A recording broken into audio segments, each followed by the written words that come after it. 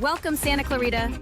This is your essential weekly connection to the most important news stories affecting our valley. On KQRU 107.9 FM, we go beyond the headlines to bring you the stories shaping our present and future. Get ready to be informed, inspired, and entertained. This is Santa Clarita Weekly. And now, here's your host, Sage Rafferty. Welcome back for another edition of Santa Clarita Weekly. I'm Sage Rafferty, and you can listen to the show on the radio at KQRU 107.9 FM on Thursday afternoons at 5:30 and on Saturday mornings at 9 o'clock. We're also on YouTube and Instagram, and you can find us online at santaclaritastar.com. So we have a packed show for you today with stories that touch our hearts here at home, shake up the national political landscape, and give us just something to talk about at the ballpark. So we're going to begin today by taking a moment to honor a true friend of our community. We'll be remembering the life and legacy of Chad Kampbell, a quiet but powerful force for good in Santa Clarita, whose recent passing is a profound loss. We'll talk about his impact and hear a special tribute to him from Congressman George Whitesides on the floor of the U.S. House. Then we'll shift to a major political showdown with national consequences. Governor Gavin Newsom is taking his threat to fight fire with fire on the road, meeting with Texas Democrats to counter a Republican plan to redraw congressional maps mid-decade. We'll play you his remarks and break down how this battle could decide control of Congress in 2026. And finally, we'll cap things off with the Los Angeles Dodgers. The Dodgers dropped a tough series to the Red Sox in Boston, but the real story is the looming decision about the starting rotation. We'll look at pitcher Dustin May's crucial start and why his spot may now be in jeopardy. So community, high-stakes politics, and Dodgers baseball, it's all ahead, and we have a lot to get to, so let's begin. So we often use this time to talk about the issues facing our community, the politics, the events that shape our lives here. But today, I need to take a moment and talk about a person who shaped our community and someone whose loss is still echoing through our valley. A couple of weeks ago, Santa Clarita lost a true giant, and not a giant in the sense of someone who was always in the headlines, but a giant in the sense of his impact, his heart, and his dedication. And I'm talking about my friend and a friend to so many, Chad Kampbell, who was tragically killed in a car accident. Chad was a leader, quiet force for good. He was deeply active in local Democratic politics,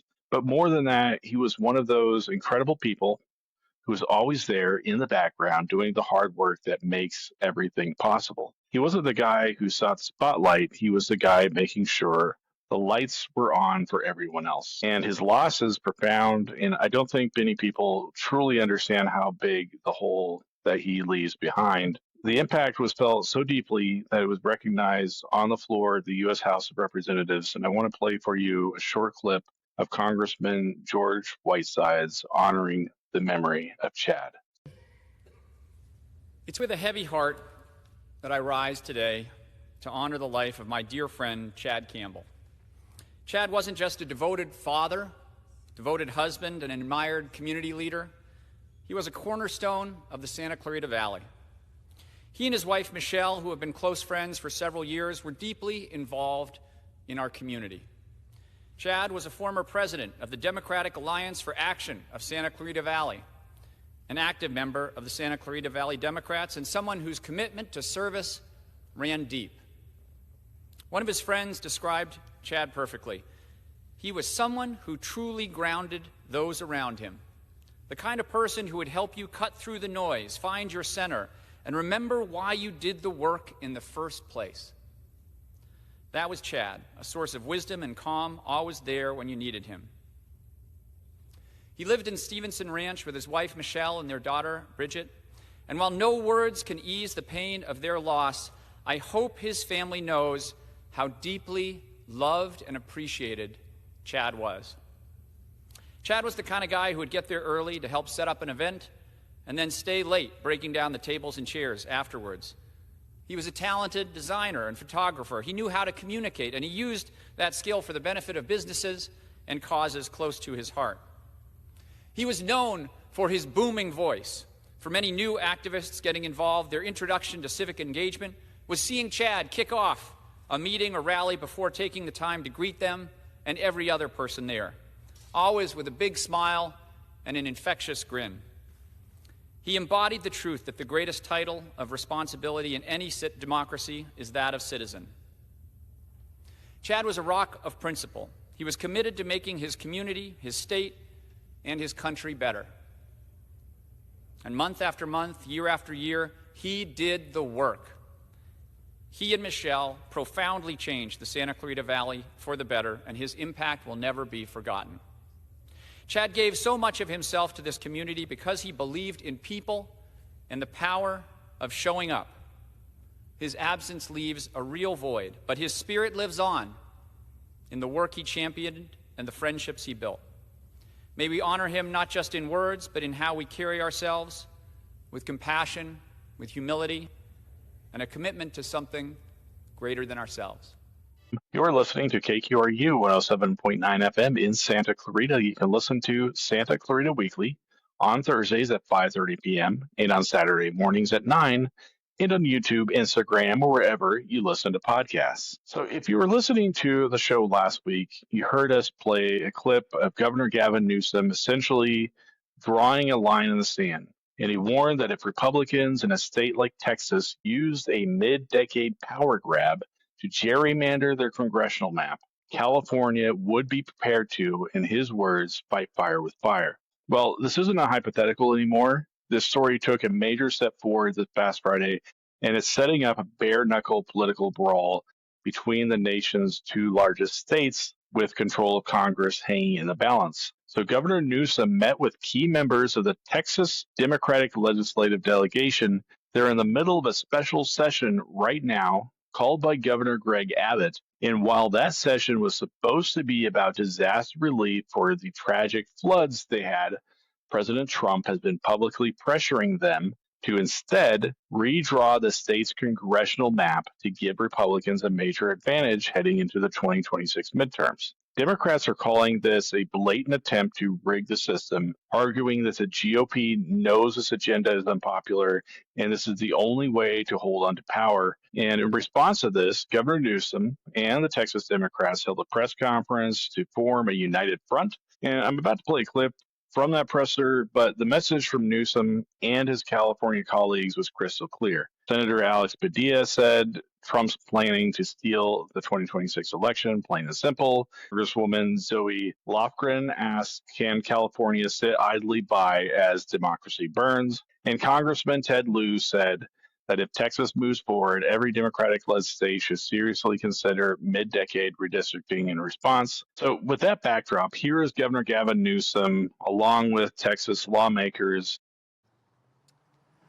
Good afternoon. My name is Rafael Anchia, A-N-C-H-I-A. I'm a state representative from Dallas.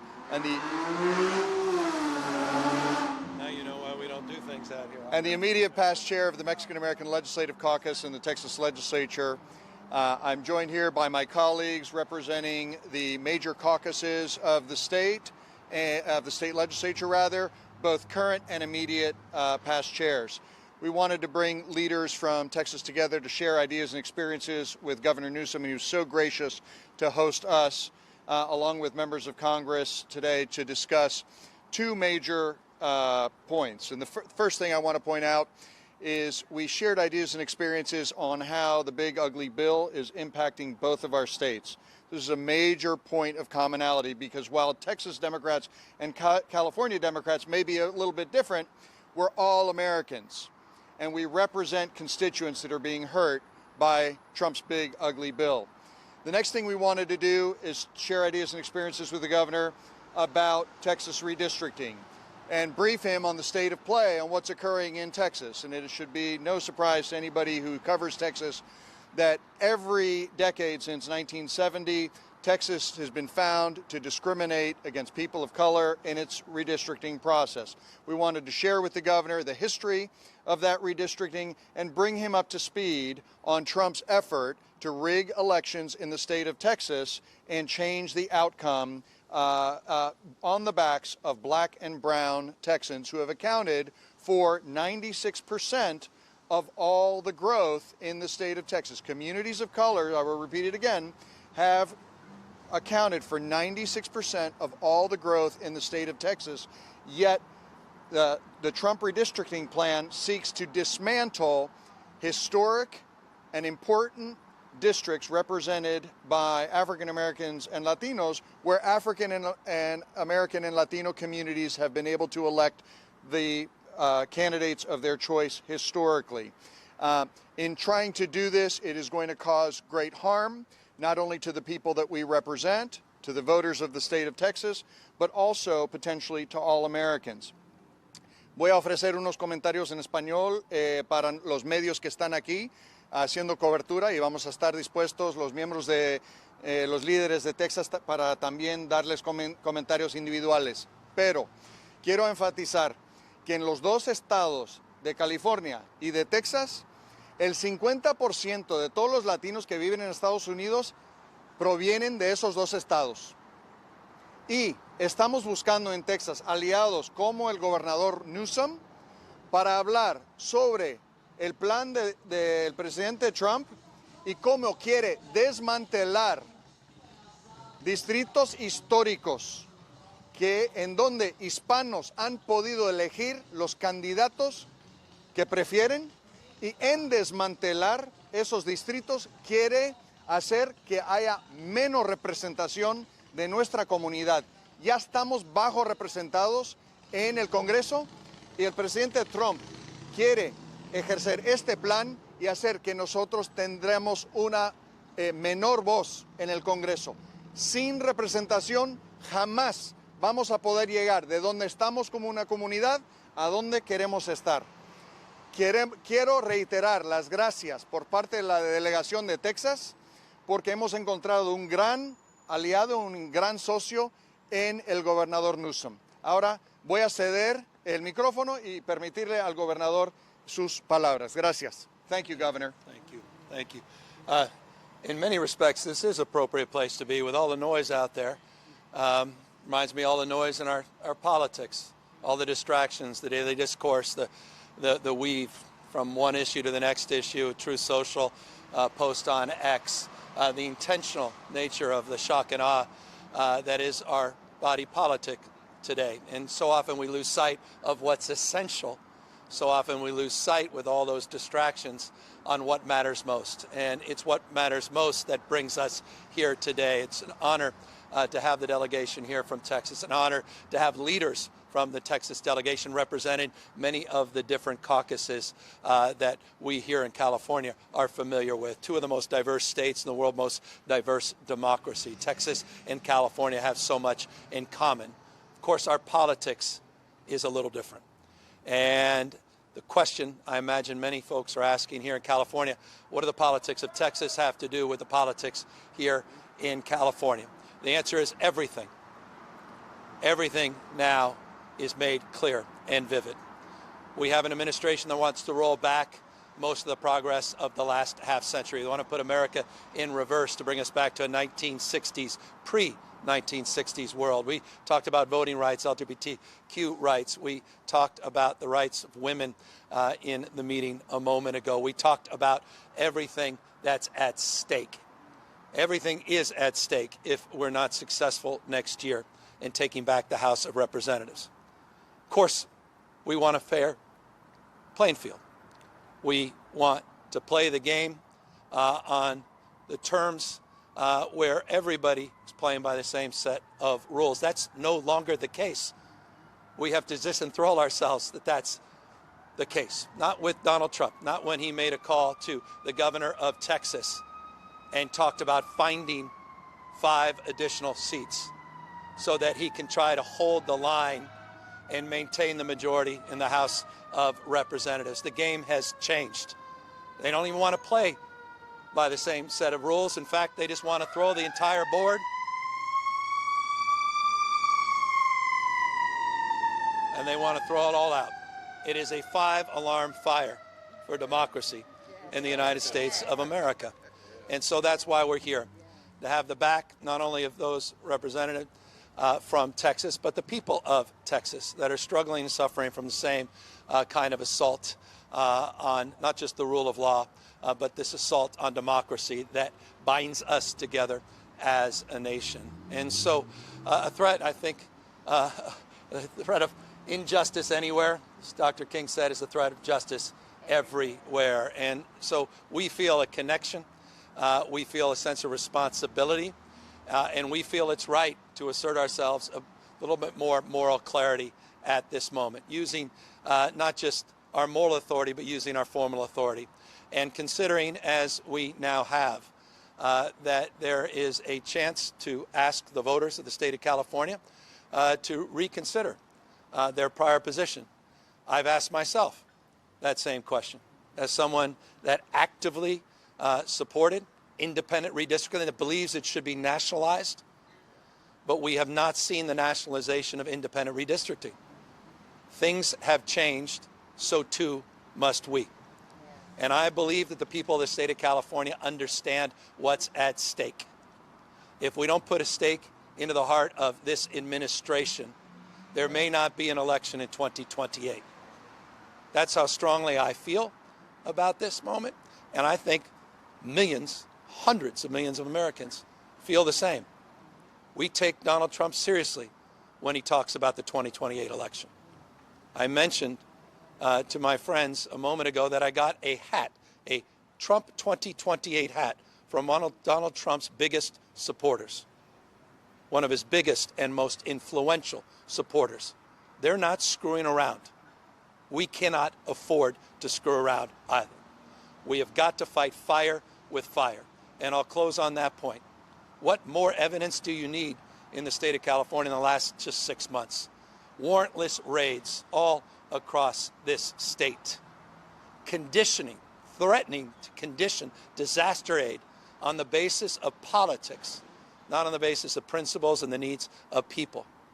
We've seen these illegal tariffs take shape and impact this state disproportionately more than any other state.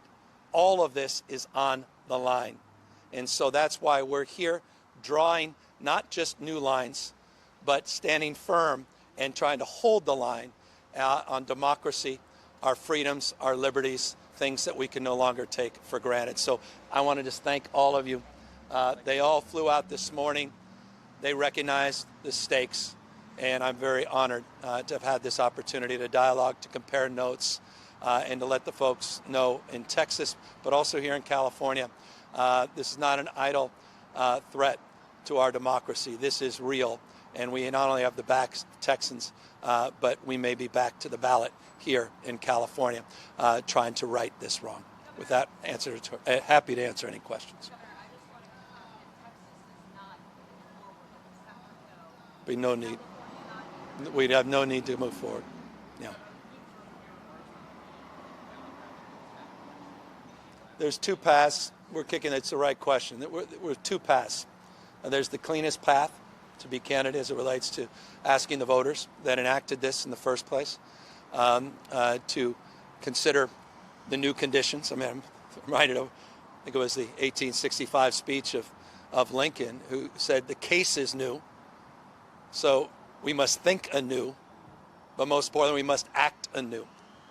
To act the voters of the state of California to reconsider on the basis of the case being anew here in California.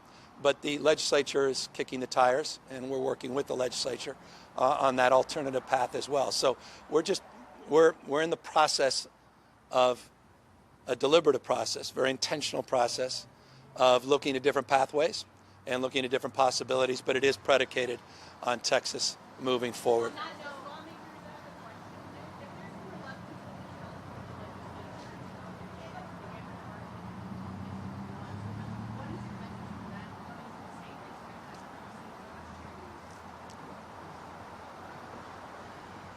So our message is that we're going to let Californians figure out California. We're going to use every tool at our disposal in the state of Texas to confront this very illegal redistricting process that is going to be done on the backs of historic African American and Latino districts. So we were coming to share the state of play in the state of Texas, but we have no influence, nor do we want to even suggest how California should proceed. We leave that in the capable hands of Governor Newsom. Obviously, Governor Newsom just said, I'm going to ask you, Representative Garcia, Texas, like Is there any form breaking on the table because it's not enough without in 2021? Now they're threatening to fine you if you break quorum. Is that something that you were considering doing? And is that going to be a tool to block this from happening? The governor seems, Governor Abbott, that is, that he is absolutely going to do it. Well, we'll see. I'm hearing from a lot of my Republican colleagues that they're concerned on two fronts. Number one, the precedent that this sets for them, all right? And number two, they're worried about cutting districts too thin in the state of Texas for their congressional delegation. So those things are present, and those are part of the discussions in the process. We, as Democrats, are going to use every tool in our toolbox to fight this unlawful redistricting. Now, we have done that in a number of different forums. We have filed suit successfully, I might add, on many different occasions, and the state of Texas has had to redo maps in the past. You will recall that we're currently in federal court in El Paso doing the same, and we have a 3-judge panel in El Paso where we just completed the trial. So every tool is on the table, and we plan on fighting in multiple fronts.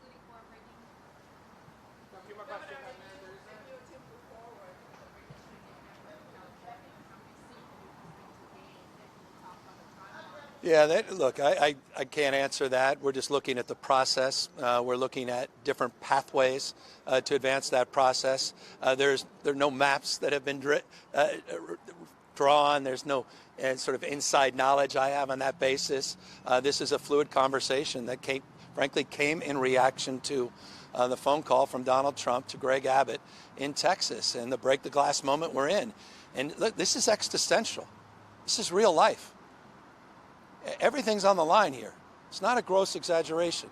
I feel that in my bones. Again, how could I not, as someone who was an advocate for that independent redistricting years and years ago? This is a critical moment. And so, look, we're looking at 3 or 4 different pathways as it relates to the when and the how. And I say 3 or 4. It's not just the legislative pathway. It's which legislative pathway. It's not just direct democracy as it relates to a special election and a ballot, but it's what you put on the ballot and what's considered, what's not considered. So all of that is happening in a very fluid way.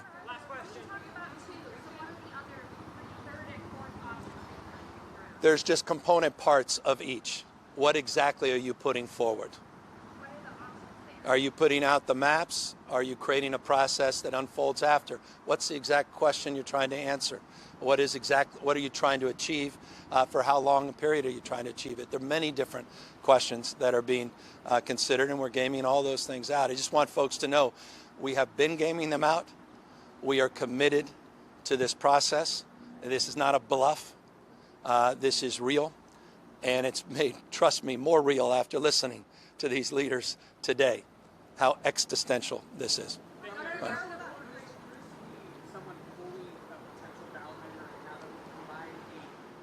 So you hear the tone there, uncompromising, and this is a significant escalation. Newsom is putting the full political weight of the state of California behind the Democrats in Texas, and he's not just offering moral support, he's promising direct, proportional retaliation. And it isn't just California. This strategy seems to be galvanizing Democrats nationwide. We're seeing quotes from leaders in other blue states making it clear that they're ready to join this fight. Governor Kathy Hochul of New York said all's fair in love and war and that she'll look at it closely. Governor Phil Murphy of New Jersey put it more bluntly, saying, quote, if that's the way we're going, we're from Jersey, baby, and we won't be laying down, end quote. So the Texas Democrats, like State Representative Rafael Anchia, the Texas Democrats thanked Newsom, saying they found real leadership in him while their own state government bows to Trump's election manipulation scheme instead of helping flood victims. And this sets up an incredible showdown. And the old political norm of only doing redistricting once every 10 years after the census is on the brink of collapse. So Democrats are making the case that this sets up an incredible showdown. The old political norm of only doing redistricting once every 10 years after the census is on the brink of collapse. Democrats are making the case that they cannot unilaterally disarm while Republicans rewrite the rules to entrench power. And this is no longer just political maneuvering. It's a fundamental fight over the rules of democracy itself. and is a story we will be following very, very closely. All right, so let's talk about Dodgers baseball. The boys in blue were in Boston trying to win a series against the Red Sox at Fenway, but they're coming home with a loss, dropping the rubber match 4-3. But this game was more than just one loss in late July. This was a huge start for pitcher Dustin May, and the spotlight was squarely on him. So the big question is, has he done enough to keep his spot in the starting rotation? Let's break down the games. May was on the mound facing a familiar face, former Dodger Walker Buehler, and for a stretch, Big Red looked fantastic. After a shaky first, he settled in and was dominant in the third and fourth innings, even striking out on the side in the third. The Dodgers offense gave him a lead, thanks in part to a massive 424-foot solo home run from Michael Conforto. It looked like they were in control, but then came the fifth inning. It's been the story for May at times that one bad inning he can't seem to eliminate. A few hits and then a breaking ball that he himself said he left middle, got crushed by Alex Bregman for a 2-run homer that put the Red Sox ahead for good. So after the game, May said, I felt good, I just didn't execute. And you could hear the frustration. And the offense couldn't bail him out, while Michael Conforto had a great day, 3 for 4, with that homer and 2 doubles. The heart of the order disappeared. The 3, 4, and 5 hitters for the Dodgers went a combined 0 for 13 with 5 strikeouts. They drew 9 walks to the team, but they just couldn't get the big hit to cash those runners in. And you can't win games that way. So here's the big picture. All-star pitcher Blake Snell is expected to rejoin the rotation this week. And when he does, somebody has to move. And manager Dave Roberts has been very open that the choice for the odd man out is likely between Dustin May and Emmett Sheehan. Well, Sheehan pitched great and got the win on Friday. So May, in his big addition today, stumbled and took the loss, dropping his record to 6-7. It's a tough situation for a talented pitcher who just can't seem to find that crucial consistency. So the Dodgers dropped their second series since the All-Star break and have to regroup. So they're headed to Cincinnati to open a 3-game set. But the big question hanging over the team isn't just about winning the next game. It's about what decision they're about to make with their starting 5. So that's all we have today. So tune in next week for more discussions about the news from Santa Clarita. You can listen to us on the radio at KQRU 107.9 FM at 5:30 on Thursday evenings and at 9 on Saturday mornings. And you can watch us on YouTube, TikTok, and Instagram, and listen to us on SantaClaritaStar.com, wherever you listen to podcasts. So leave us a comment and be sure to subscribe to Santa Clarita Weekly online. Thanks for listening and have a great week. Thank you for listening to Santa Clarita Weekly. You can watch the show on Santa Clarita Star's YouTube channel and Facebook page, as well as listen in on the radio at KQRU 107.9. Visit SantaClaritaStar.com for more content and tune in right here to KQRU 107.9. A new voice for Santa Clarita.